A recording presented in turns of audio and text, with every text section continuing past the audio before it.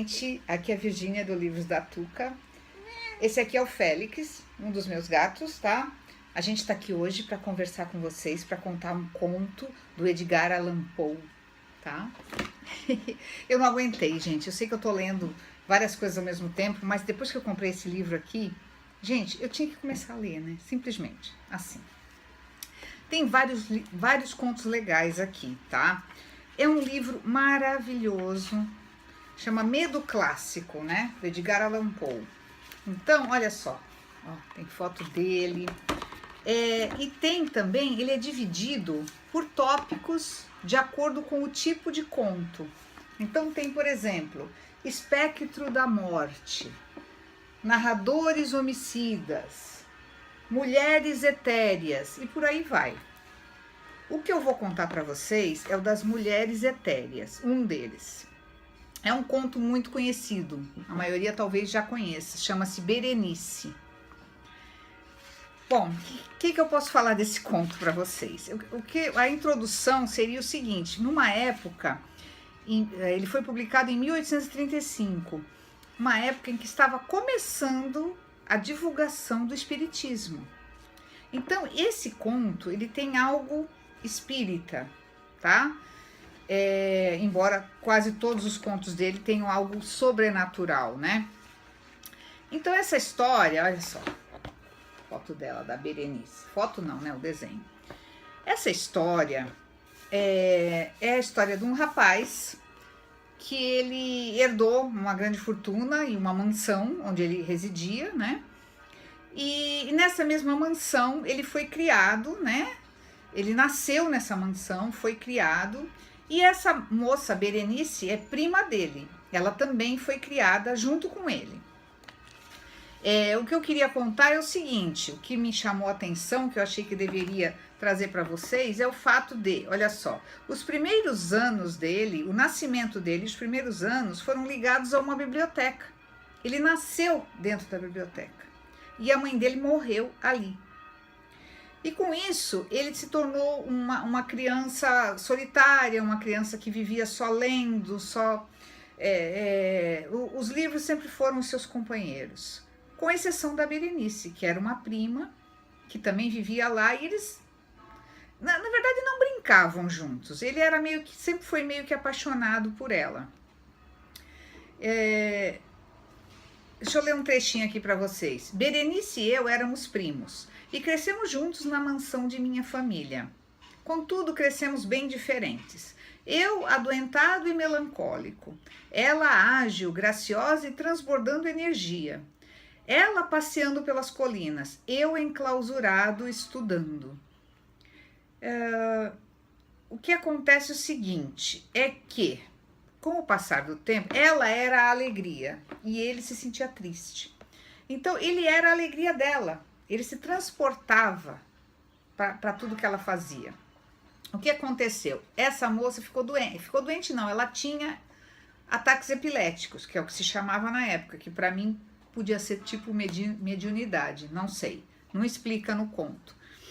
E ela, conforme ela tinha essa epilepsia, palavras dele, ela entrava em transe. Para mim tem tudo a ver com mediunidade, certo? Olha só o que ele fala: um transe que se assemelhava deveras com a morte e cuja recuperação se dava, na maior parte das vezes, de maneira assombrosamente abrupta. Ele está descrevendo uma incorporação espiritual, certo? Então, o que aconteceu? Só que ele gostava de meditar também. Só que a meditação dele era muito estranha, porque ele ficava horas e horas, por exemplo, olhando um livro, sem mexer nas folhas.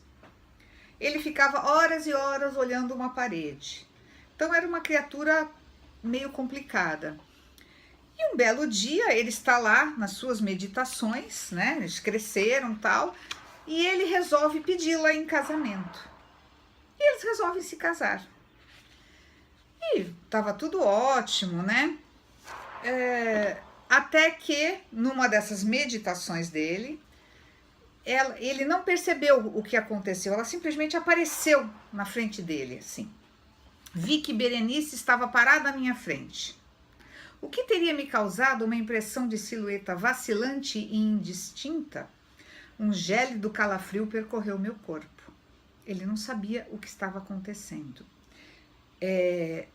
Ao meu entender, era na verdade o perispírito dela que apareceu para ele do nada. E imediatamente alguém gritou dentro da casa, e aí ele meio que acordou da meditação e foi ver o que estava acontecendo. E alguém disse que ela estava morta. O que eu esqueci de contar para vocês é que ele era louco pelos dentes de Berenice, pelo sorriso dela. Ele era apaixonado pelos dentes dela. Olha só o que ele fala. Eles se entreabriram em um sorriso peculiar. Os dentes de Berenice, assim alterada, revelaram-se aos poucos para mim. Quisera Deus que eu nunca os tivesse visto, ou, tendo-os visto, que tivesse morrido. Bom, e aí ele foi, com o coração cheio de pesar, né, ver a morta nos seus aposentos. E ela estava realmente lá, né, lógico, ele ficou muito abalado, ela foi enterrada, e depois passou um tempo que ele não se lembra o que aconteceu, ele já se viu de novo sentado na biblioteca. E até que o mordomo vem lhe falar que o túmulo dela havia sido violado. Ele falou assim, como assim? Ele falou, não, o senhor precisa ir lá ver. Naquele tempo as pessoas se enterravam perto das casas, né? Não sei bem como é que era. Quando ele chegou lá para ver, havia um mexido na boca da morta. Aí ele falou, mas como? E aí do lado dele, na biblioteca, havia uma caixinha preta. Aí ele foi lá mexer na caixinha preta, no que ele mexeu, ela caiu, e o que tinha dentro da caixinha preta? Os dentes de Berenice.